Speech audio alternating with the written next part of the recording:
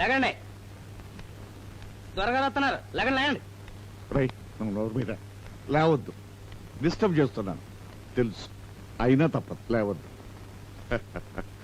నేను ఇప్పుడు ఎందుకు వచ్చాను అంటే, నాకిద్దరు కూతుళ్ళు 2 గాడిదలు. ఆ 2 గాడిదలు నన్ను నా కొంపను ముంచేసి వాళ్ళు ఎక్కడ మునిగిపోతారోనని నా భయం. ముఖ్యంగా నిన్న మా కుల పెద్ద రాగరేఖ మీద రాసిన వార్నింగ్ చూశాక నాకు భయం పట్టుకుంది. మా కుర్రవాళ్ళ హయాంలో ఈ కొండంత సంపద కూరంత అయిపోవటం గ్యారంటీ. నా మాట కరుకు, కటిక చేదు. సావధానంగా వినండి. ఆస్తి అనేది చెట్టు లాంటిది. చెట్టు క్షణక్షణం పెరుగుతూనే ఉండాలి. పెరగడం ఆగిపోతే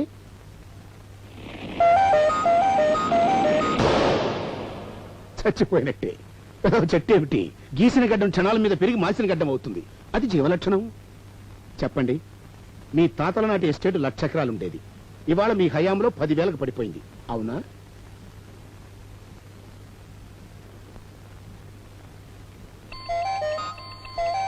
అందులో సగం బీటలు వారిన బీడి భూమి. దాని గురించి ఆలోచించారా? దాని ముఖం చూసారా? అక్కడ వానలు పడవయ్యా, చూసేను లాభం. కరెక్ట్. వానలు కురిసిన బండున్ వానలు మరి కురియగున్న వడిగా నిండున్ అని అర్థశాస్త్రంలో కౌటిల్యుడు రాశాడు. అలాంటి భూములు ఏం చేయాలి? మేకపీక బట్టి మెడపాలు గుడవగా ఆకలిట్లు తీరు ఆకతాయి అన్నాడు మహాకవి వేమన. అంచేత ఆ పనికి మాలిన బంజరు భూమిని వెంటనే sell or go to hell అన్నాడు హారిసన్. బికాస్ అలాంటి ఆస్తి తల్లిపోయిన గొడ్డుల, ఓడిపోయిన మంత్రిల, జారిపోయిన వయసుల, నెరిసిపోయిన జుట్టుల, వెలిసిపోయిన భార్యల, పిప్పి చేసిన చెరుకుల, చెల్లబోవని చెక్కుల, చిరిగిపోయిన నోటుల.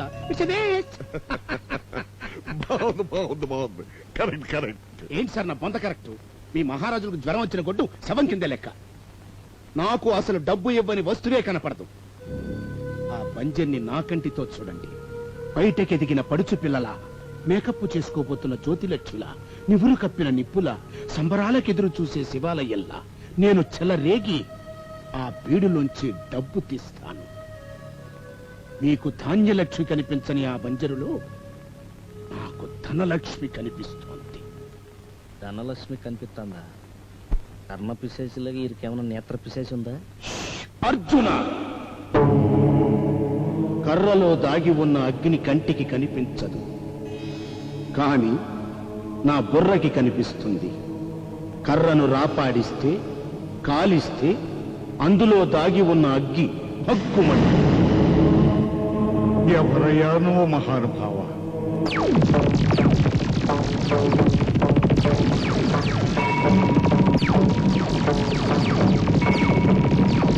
వేదానాం సామవేదోస్మి, దేవానామస్మి వాసవః. వేదములలో సామవేదము నేనే, దేవతలలో ఇంద్రుడను నేను, జంతువులలో సింహాన్ని, పక్షులలో గరుత్మంతుడని, హీరోల్లో చిరంజీవిని నేనే, తారల్లో శ్రీదేవిని నేనే, కూరల్లో వంకాయను నేనే, పాటల్లో వేటూరిని నేనే, మంత్రుల్లో ముఖ్యమంత్రిని, స్టార్స్ లో సూపర్ స్టార్ని, షేర్స్ లో హర్షత్ మెహతాని.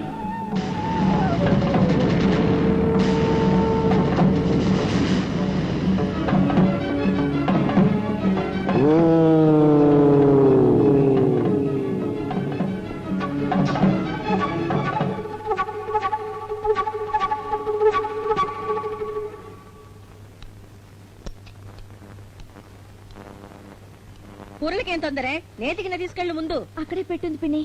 అది నాన్నగారి పళ్ళెం దగ్గర ఉంటుంది. దున్న పోత, ఆయన కోసం పెట్టింది నేనే ముట్టుకోను. మేమంతా ఏవేసుకుని చావాలి. పద పద. అబ్బలేదు దిబ్బలేదు, ఏం పోకళ్ళే నా తల్లి. పదా. అమ్మ నా తల్లో, చూసారా చూసారా ఎంత కోపమో. చారిగిన దిమ్మరించేసి నేతిగిన్న నేలకేసి కొట్టింది. మీరు కూర్చోండి, లేస్తే నన్ను చంపుకు తిన్నట్టే.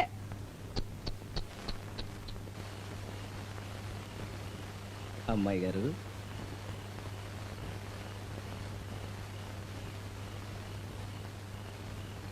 అమ్మాయి గారు పొద్దుటి నుంచి బువ్వ తినలేదు కదండి.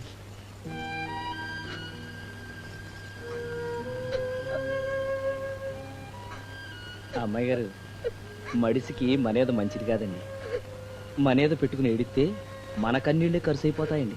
ఏది ఆ పాదం చూపండి.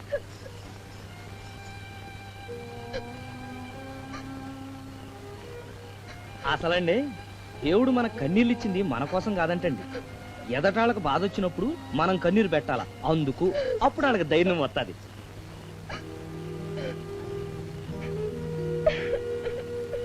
నిజమండి, త్వరగారు చెప్పారు. మన కట్టం వస్తే నవ్వాలటండి. కాల్లో ముళ్ళు గుచ్చుకుందనుకోండి ఏడవకూడదండి. కంట్లో గుచ్చుకోలేదు కదా అని నవ్వాలంటండి. షో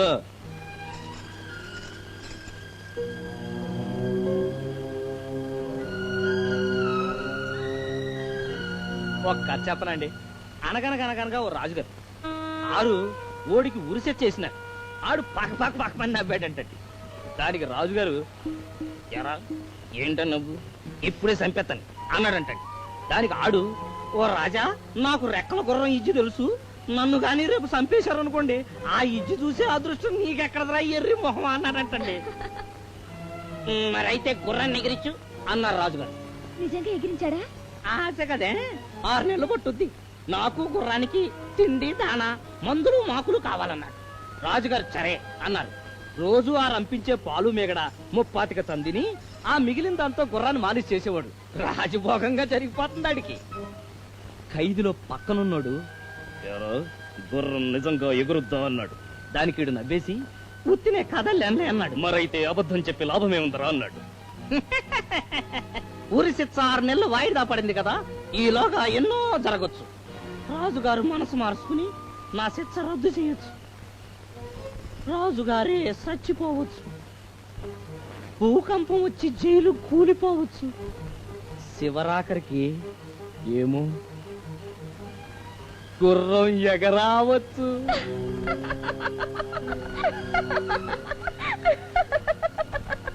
అన్నాడు. నా సొగ్గసే కని మరుడే దాసుడు కాడా. నాకు మరుడే నా బందా దాసుడు.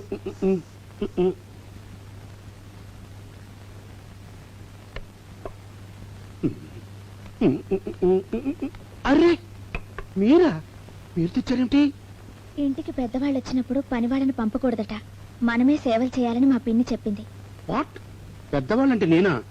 మరీ అంత ముసలాళ్ళ కనిపిస్తున్నానా? పెద్దవాళ్ళంటే గొప్పవాళ్ళని. నేనా? మీ నాన్నగారి కంటే గొప్పవాడినా? గుర్రాన్ని ఎగిరించిన మీ రాంబంటు కంటే తెలివైన వాడినా? మీరు పెళ్లాడబోయే రాకుమారుడి కంటే అందగాడినా? అరే ఈ కలపరా, ఇదేం మర్యాద?